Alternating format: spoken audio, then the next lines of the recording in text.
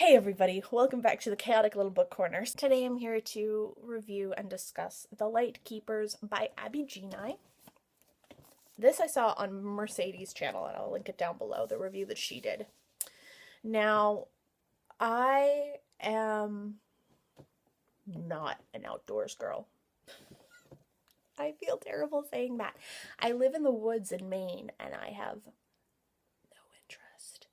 no interest whatsoever of going out into the middle of the world and being like, hey world, I'm just gonna explore you. No. I'm really not one to pick up books about wildlife. It's just not my thing. When I saw this book, my first reaction was, meh, but for some reason it kept calling to me and like saying, you need me in your life, you need me in your life. Like, there was all this magic happening, which is why I'm doing all that. Geni I had on my radar for a while because of her short story collection, The Last Animal, and I haven't read it yet, and I already own it, and I now feel bad that I purchased it used because I feel like I should have given the money directly to Abby because this was so amazing. I'm so sorry, Abby, I bought a book used. I feel like a bad person. That's where I heard of her, with the short story collection.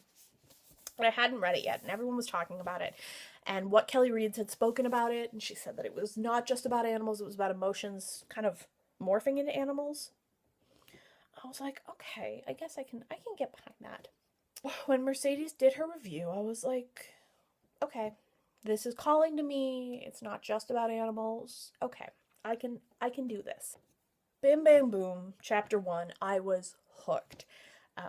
It was about 2 in the morning, and I kept doing the, okay, one more chapter, and then I will close the book and I will go to sleep.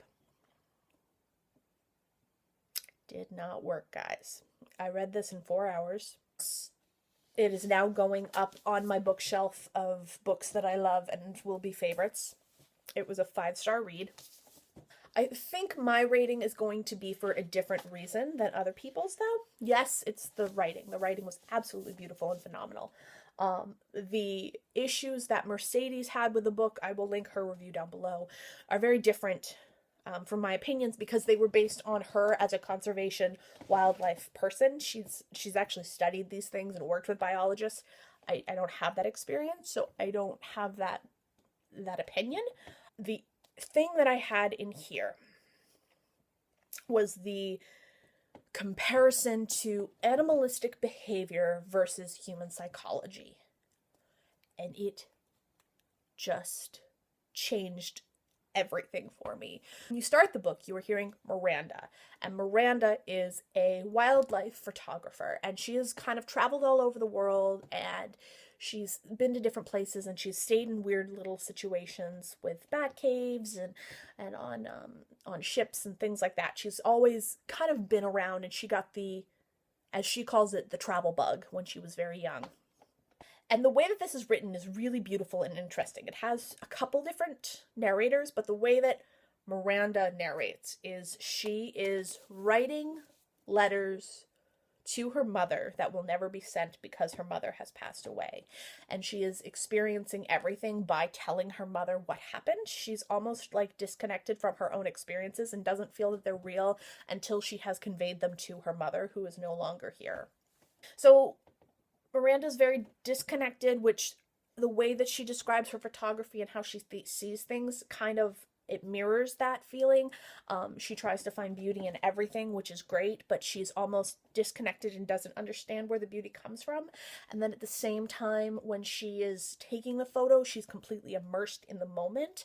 So she's very conflicted in her own being. She has a very kind of distant relationship with her father as well. The way that they write letters back and forth, because she does communicate with him as well, but she writes letters and then tells her mother what she told her father, is more like, hey, alive, or survey says. Like, it's quick little snippets of nothing, and it really has no value or anything that could potentially tell him anything of her actual life. It just tells him she's living and breathing. So that's Miranda's little backstory. Now, the story follows Miranda, and as you are with her, you are seeing her perspective of the other scientists and what she sees in them. She's not judging them based on anything except for what she witnesses and what she kind of sees. So she has a young girl named Lucy, who is a really interesting character. Now, the way that she kind of explains Lucy is Lucy has come to this island with her boyfriend, and I'm actually going to put this down because it's good. Lucy has come to this island with her boyfriend from college, and they've been together for a really long time, and her boyfriend's name is Andrew. Now, Andrew is very secluded in himself. He really doesn't reach out to anybody. He kind of sticks to his own, but not, he's just very in his own head. While everybody else is out in the field, Andrew kind of stays back at the house and just types on this research paper that no one has ever seen actually anything come from. Lucy is an expert on birds, and so she's constantly out in the world and just immersing herself in it. But she has this feeling towards Miranda that's almost like that, and I don't want to take Lucy and play down her part as a human, because she really is a good human at core, and this is where the book becomes interesting. So when you're listening to Miranda's opinion of these two characters and all the other characters, she describes them almost as if she's watching animals, and almost as if she's just visiting and kind of seeing them in their natural habitat, and is not interrupting or interfering, I should say, with their habitats and their systems and the way that they function. She's just viewing. And the whole book is this sort of disconnect that all of the biologists and herself have to each other. They literally just view, they don't interact, and they don't respond to each other. It's a really interesting and sort of dark way to look at the world and to look at each other. Now, the other thing that I found really beautiful about this book is it's not separated into like part 1, part 2, part 3, part 4, or like fall, winter, summer, spring. It's separated into seasons of animals. And that was really interesting for me as well, because I've never thought like, oh, well, this is the season for this, and this is the season for this. I just kind of, it just doesn't occur to me. And so it was a really interesting fact to see how the community of these small biologists living on this deserted island respond to the environment and respond to the current season of animal watching. They're responding to nature, they're responding to life outside of themselves, but at the same time they're not responding to anything inside themselves. It was all really beautiful. Look, guys, the point is this is if you think you don't want to read this, read it. I will tell you there are some trigger warnings and some experience with sexual assault, memory loss, amnesia states, a little bit of a mental madness sort of thing happening, which, of course, you know.